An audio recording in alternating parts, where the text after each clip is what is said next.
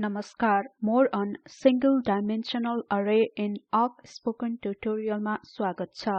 यो ट्युटोरियलमा हामी यी कुराहरू सिक्ने छौं। फाइलमा awk array प्रयोग गर्न, एउटा अरेको एलिमेन्टहरू स्क्यान गर्न, स्टेटमेन्ट डिलिट गर्न, ARGV array र environ array। यसको लागि हामी केही उदाहरणहरू प्रयोग गर्ने छौं। यो ट्युटोरियल रेकर्ड गर्न म उबुन्टु लिनक्स 1604 अपरेटिङ सिस्टम र गेडिट टेक्स्ट एडिटर 3.20.1 प्रयोग गर्दै छु। तपाई आफ्नो रोजाइको कुनै पनि टेक्स्ट एडिटर प्रयोग गर्न सक्नुहुन्छ। यो ट्युटोरियल अभ्यास गर्न तपाईले यो वेबसाइटका अघिल्ला अरेका awk ट्युटोरियलहरू हेरेको हुनुपर्छ। तपाईसँग प्रोग्रामिङ ल्याङ्ग्वेज जस्तै C वा C++ को आधारभूत ज्ञान हुनुपर्छ। अन्यथा हाम्रो वेबसाइटमा रहेको सम्बन्धित ट्युटोरियलहरू हेर्नुहोला। यो ट्युटोरियलमा प्रयोग गरिएका फाइलहरू यो पेजको कोड फाइल्स लिंकमा उपलब्ध छ। तिनीहरूलाई डाउनलोड गरी एक्सट्र्याक्ट गर्नुहोला। अघिल्लो पटक हामीले awk arrayको केही पक्षहरू समेटेका थियौं। अब हामी एउटा फाइलमा awk array प्रयोग गर्न सिक्ने छौं। हामीले पहिले प्रयोग गरेको awkdemo.txt फाइल नै प्रयोग गर्ने छौं। यहाँ पहिलो फिल्ड विद्यार्थीको रोल नम्बर रहेको छ र छैठौं फिल्डमा भत्ता छ। अब सम्पूर्ण विद्यार्थीको लागि HRA हिसाब गरौँ। यहाँ HRA भत्ताको रकमको 30% रहेको छ।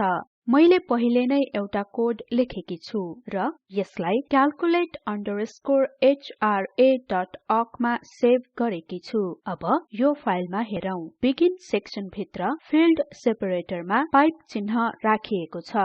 अनि हामी एक्सन सेक्सन भित्र अरे एलिमेन्टहरू इनिशियलाइज गर्दै छौं। यो इनपुट फाइलको प्रत्येक लाइनको लागि एक पटक एक्जिक्युट हुनेछ। मैले HRA लाई एउटा अरे भेरिएबल र $1 लाई इन्डेक्सको रूपमा घोषणा गरेकी छु। यहाँ $1 ले पहिलो फिल्ड मतलब रोल नम्बर जनाउँछ र मान चाहिँ $6 गुना 0.3 रहेको छ, जहाँ $6 भत्ताको रकम हो। त्यसैले अरे HRA को रोल नम्बर इन्डेक्सको मानमा सम्बन्धित HRA रकम हुन्छ।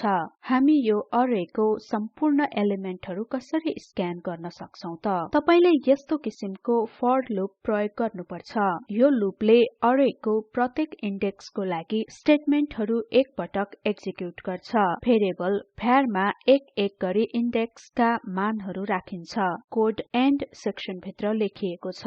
awk ले इनपुट फाइलको सम्पूर्ण लाइनहरू प्रोसेस गरेपछि यो सेक्सन एक्जिक्युट हुनेछ। भेरिएबल I मा एक इन्डेक्सको मान वा रोल नम्बर रहनेछ। फर लूपको प्रत्येक पटकमा एउटा निश्चित रोल नम्बरको HRA प्रिन्ट हुनेछ। टर्मिनलमा जाउँ र फाइल एक्जिक्युट गरौँ। टर्मिनल खोल्न Ctrl Alt र T कीहरू एकै पटक थिचौं। CD कमान्ड प्रयोग गरी तपाईले कोड फाइल्स डाउनलोड गरेको फोल्डरमा जाउँ।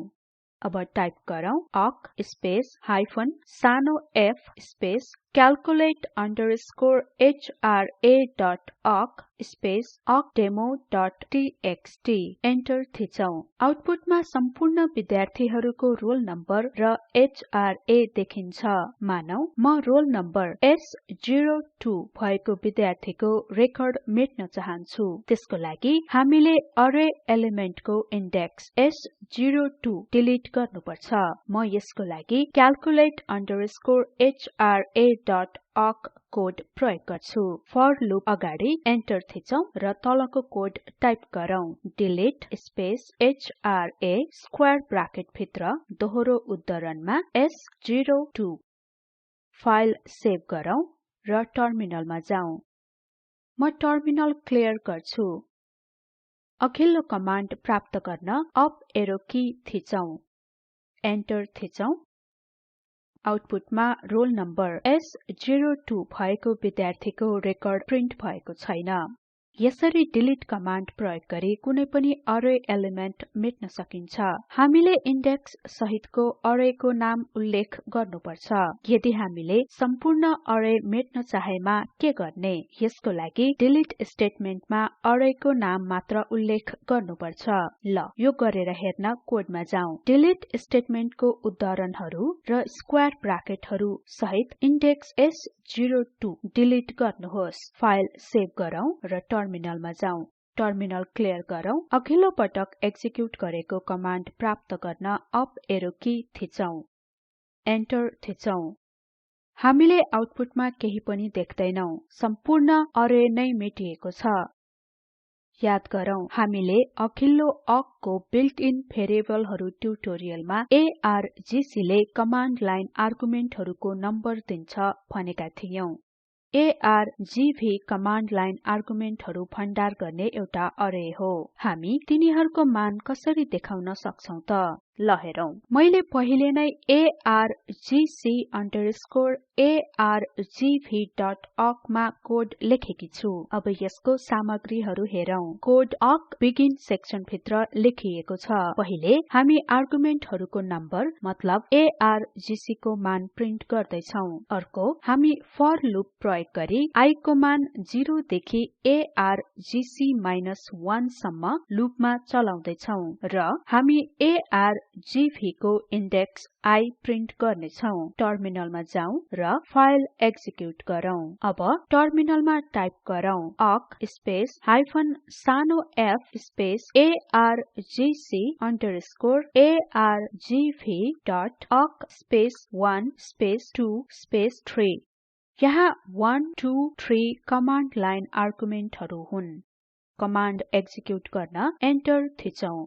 हामीले आर्गुमेन्टहरुको नम्बरमा 4 पाउँछौं। तर याद गरौँ हामीले 3 वटा मात्र आर्गुमेन्टहरु दिएका थियौं। अब प्रत्येक आर्गुमेन्टहरु हेरौं। पहिलो आर्गुमेन्ट वा argv@index0 वास्तवमा awk छ जुन कमान्डको नाम हो। अर्को हामीले कमान्ड लाइनमा 3 आर्गुमेन्टहरु दिएका थियौं। त्यसैले गर्दा argc को मान सधैं हामीले कमान्ड लाइनमा दिएको आर्गुमेन्टहरुको नम्बर प्लस 1 हुन्छ। अब अर्को एउटा उदाहरण हेरौं। बिल्ट इन भेरिएबल एन्भाइरोन्मेन्ट भेरिएबलको एसोसिएटिभ अरे हो। अरे एलिमेन्टको इन्डेक्स भनेको एन्भाइरोन्मेन्ट भेरिएबलको नाम हुन्छ। अरे एलिमेन्टको मानमा सम्बन्धित एन्भाइरोन्मेन्ट भेरिएबलको मान हुन्छ। अब हामी विभिन्न एन्भाइरोन्मेन्ट भेरिएबलहरुको मान कसरी हेर्ने सिकौं। पहिले हाम्रो युजरनेम प्रिन्ट गरौँ। हामीले एन्भाइरोन्मेन्ट भेरिएबल युजरको मान प्रिन्ट गर्नुपर्छ। कमान्ड प्रम्प्टमा तलको टाइप गरौँ। एन्टर थिचौं। आउटपुटमा लगइन गरेको युजरको नाम देखिन्छ। यसरी हामी यो ट्युटोरियलको अन्त्यमा आएका छौं। संक्षेपमा हेरौं। यो ट्युटोरियलमा हामीले यी कुराहरु सिक्यौं। फाइलमा awk अरे प्रयोग गर्न, एउटा अरेको एलिमेन्टहरु स्क्यान गर्न, डिलिट स्टेटमेन्ट, argv अरे र एन्भाइरोन अरे। कार्यको रूपमा पास भएका विद्यार्थीहरुको निश्चित भत्ता हिसाब गर्नुहोस्। पेपर प्रस्तुतिको लागि भत्ताको 80%, कार्य प्रदर्शनीको आधारमा भत्ताको 20%। भत्ताहरु दुई भिन्न अरेहरुमा भण्डार गर्नुहोस्। प्रत्येक भत्ताको लागि जम्मा चाहिने रकम र औसत हिसाब गर्नुहोस्। awk प्रोग्रामबाट एन्भाइरोन्मेन्ट भेरिएबल पाथको मान प्रिन्ट गर्नुहोस्। तलको लिंकमा उपलब्ध भिडियोले स्पोकन ट्युटोरियल प्रोजेक्टको सार दिन्छ। कृपया यसलाई डाउनलोड गरी हेर्नुहोला। स्पोकन ट्युटोरियल प्रोजेक्ट टिमले स्पोकन ट्युटोरियलहरु प्रयोग गरी कार्यशालाहरु सञ्चालन गर्छ र प्रमाणपत्र प्रदान गर्छ। विस्तृत जानकारीको लागि हामीलाई सम्पर्क गर्नुहोस्। कृपया जिज्ञासा रहेको स्थानको समय सहित यो फोरममा पोस्ट गर्नुहोला। स्पोकन ट्युटोरियल प्रोजेक्टलाई NMEICT MHRD भारत सरकारको अनुदान रहेको छ। यस सम्बन्धी थप जानकारी तलको लिंकमा उपलब्ध छ। आईआईटी बम्बेको तर्फबाट म मन्दिरा थापा बिदा हुदैछु। सहभागिताको लागि धन्यवाद। नमस्कार।